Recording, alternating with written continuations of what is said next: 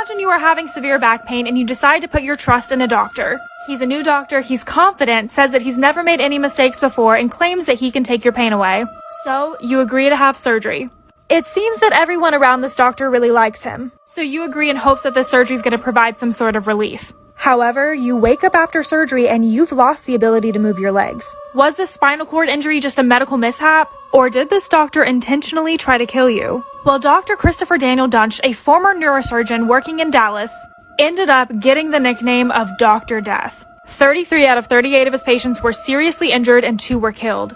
His reputation was so dangerous that they are literally about to come out with a TV series based on how terrifying his true story is, which you guys should definitely go watch on Peacock. But how exactly did this man get here? Well, Christopher Dunch was born in Montana on April 3rd of 1971. He graduated from a small Christian college and then decided that he'd go to medical school in Memphis. Part 2 of Dr. Death.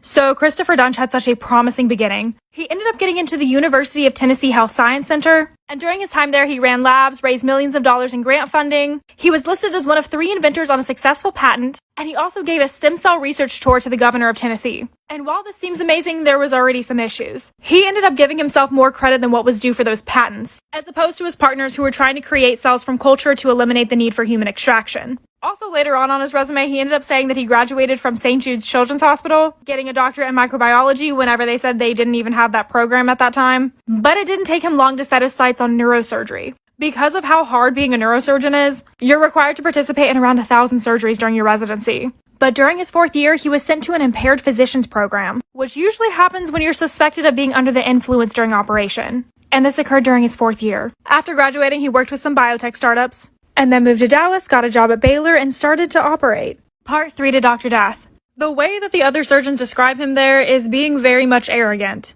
He would talk about how amazing he was, even though he was so new to the field.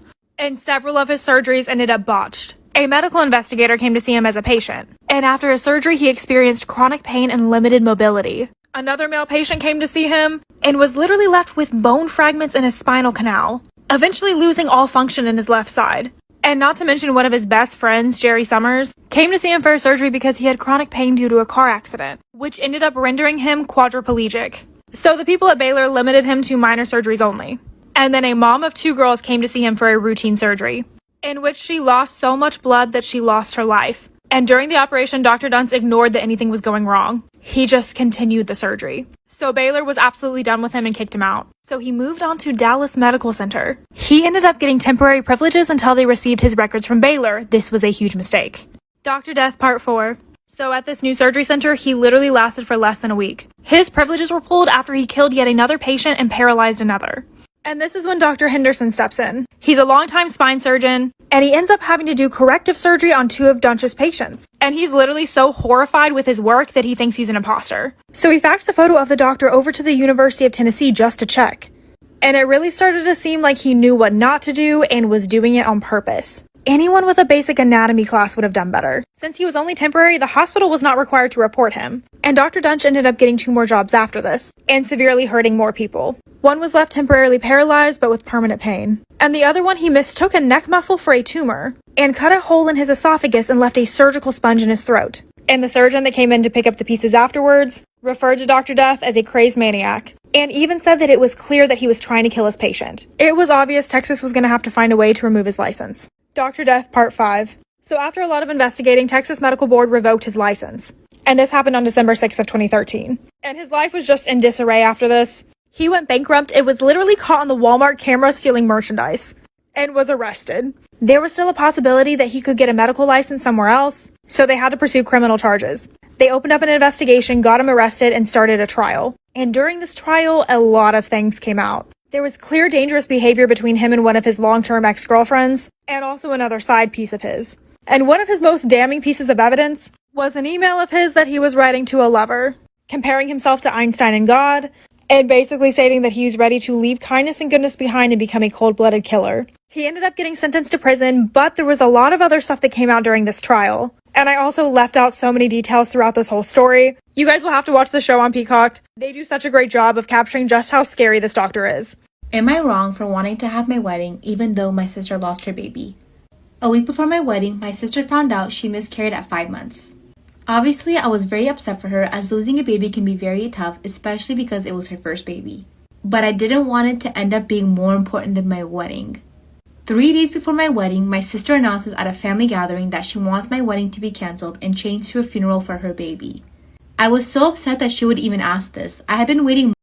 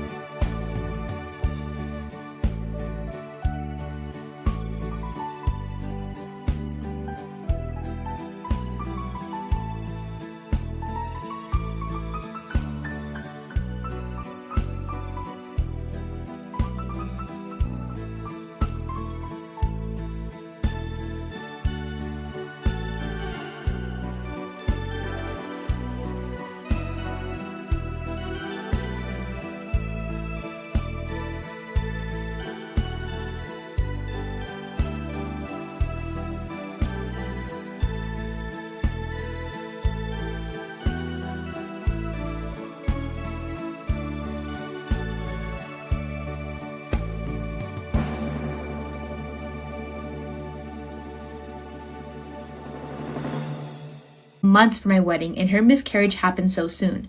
She burst into tears in front of our family, saying I could wait a few months for my wedding, but she couldn't delay her baby's funeral. I got so mad I stormed off. My whole family took her side, telling me to cancel my wedding, even though I had arranged and bought everything. Even my dress and venue was ready, so I couldn't just cancel. I ended up cutting off all of my family, and only a few remained to attend my wedding. My sister hasn't spoken to me in years, and neither has my family. In my opinion, if my sister loses a baby like a week before my wedding, I wouldn't have it. That's just me. Me and my daughter used to be best friends. We did everything together, and she truly was the light of my life. But things started to change on her teens. Moodiness, lashing out, lies, etc. I just thought it had to do with her age and that she would grow out of it. I really tried everything. Family therapy, long talks about how much I loved her. None of it worked. She would either roll her eyes back or spit more of her venom. My husband works really long hours and isn't much help, to be honest. My husband is white and I am black and my daughter is mixed, but she looks white and she really takes after her father. I really don't know what I did wrong, but her dislike for me began to become pure hatred. She would question all the time how someone like me could be her mother when she was white and I was black. At some point, she demanded a DNA test, and I said sure, if she paid for it, and she was not pleased with the results. She is 17 now and began dating this white boy, and she is head over heels for him. She refused to let me meet him and told me that having a jobless N-word for a mother truly ashamed her. I am a stay-at-home mom, and I don't think I've ever experienced such pain. Long story short, I couldn't take her abuse anymore and decided to go back to my family in Cuba. My daughter couldn't be bothered to even say goodbye to me. A few days ago, I received a message from my daughter asking for forgiveness. She kept spewing on about how she can't fit in and is in a really dark place and lots of other excuses. It may sound cold, but I don't want to see her face. I don't care about her apologies. I thought I had made the right decision, but my husband thinks I should really hear her out and forgive her. My family has been harassing me to go back to Miami and make peace with her. My friends have been reaching out and have even called me a shitty mom for not forgiving her and how I must have done something for her to behave like she did. My anxiety is over the roof. I'm back on my pills now, and I'm starting to think, is it really all my fault? Am I the asshole for leaving my daughter? Here's another movie that you definitely have to see, probably with somebody. And if you guys want the spoiler, it's going to be at the end of this video. Seven is a movie about a murderer who decides to kill 7 people based off of the 7 deadly sins: gluttony, greed, sloth, envy, wrath, pride, and lust. The movie starts off by showing his first victim, who was guilty of gluttony, which basically means overeating. In the beginning, it's revealed that the killer held a gun to this man's head and forced him to eat until his stomach literally exploded. And it just continues. The killer finds people that are greedy, lazy, lustful, and kills them using their own sin in a pretty embarrassing way. Brad Pitt and Morgan Freeman star in this movie. They're both detectives that have to find this guy. And the reason I'm recommending this movie is not only because the concept is so cool with the 7 deadly sins, but the ending is a huge plot twist. If you've ever seen it, back me up in the comments here. It's a pretty cool, gruesome movie, and if you guys want to watch it, this is where you can find it. Now for the spoiler. The killer's name is John Doe, who is played by Kevin Spacey. As I said, for gluttony, he forced a fat man to eat until his stomach literally exploded. For greed, he found a greedy lawyer who he forced to cut off a pound of his own flesh, and he bled to death. For sloth, he took a lazy man, handcuffed him to his own bed, starved him very slowly over a whole year, and he eventually died of a heart attack. This one is very disgusting, so warning. For lust, he found a prostitute who was with a married man and forced the married man to mutilate her womb by having sex with her with a bladed strap-on. Please don't take my TikTok down. I did warn people. For pride, he found a very beautiful woman and mutilated her face, and she eventually killed herself with sleeping pills. You're probably wondering where envy and wrath are? That's the huge plot twist at the end. The killer, John Doe, turns himself in, and he says that he will show everybody where the last 2 bodies are as long as only these 2 detectives come along. So he takes them out in the middle of the desert, and they are both like, where are the last bodies? And he says, look in this box. So David opens the box, and he finds his wife's severed head in it. At least that's what they make you think. And she was pregnant. And so he is there staring at his dead wife and dead baby. And that was the envy sin, because John Doe envied David's life. And the wrath sin hadn't happened yet. David is so mad that John Doe just murdered his family that he raises a gun to John's head and shoots him. He planned the wrath sin to be on him. Mans is crazy. So yeah, go watch it.